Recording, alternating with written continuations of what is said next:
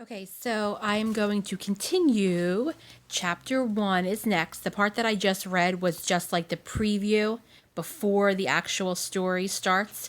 So now this is Chapter 1, The Age of Steam.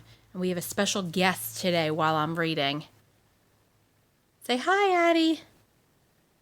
She's going to listen to the story with us. Hopefully she doesn't sit on the book, which she's probably going to do, but that's okay. Okay, Chapter 1, The Age of Steam. Until the mid-1700s, ships had sails and relied on the power of the wind to move. Because winds are unpredictable, it wasn't possible to know exactly how long a trip would take. A ship might cross the Atlantic in either a few weeks or a few months. By the early 1800s, steam engines began to power ships instead of sails. These steamships could cross the Atlantic in only 2 to 4 weeks. Eventually, more powerful engines were built.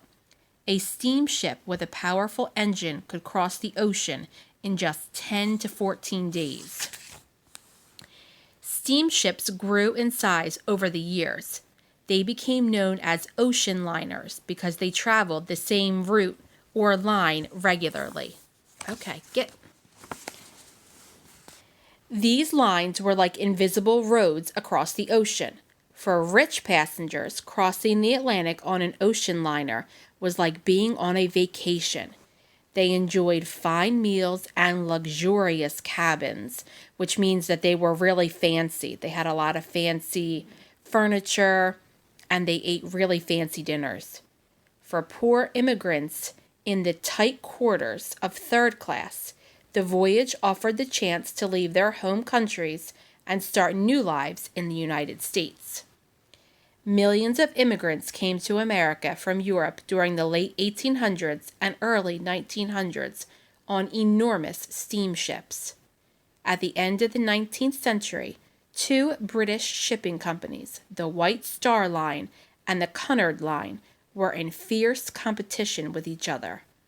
In 1907, Cunard completed 2 ocean liners that could cross the Atlantic in only 5 days.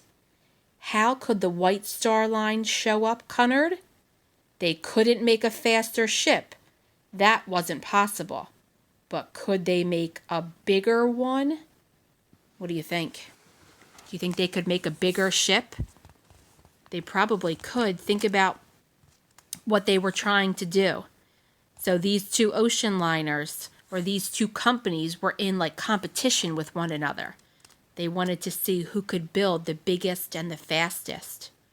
So that's going to come in the next chapter. Stay tuned.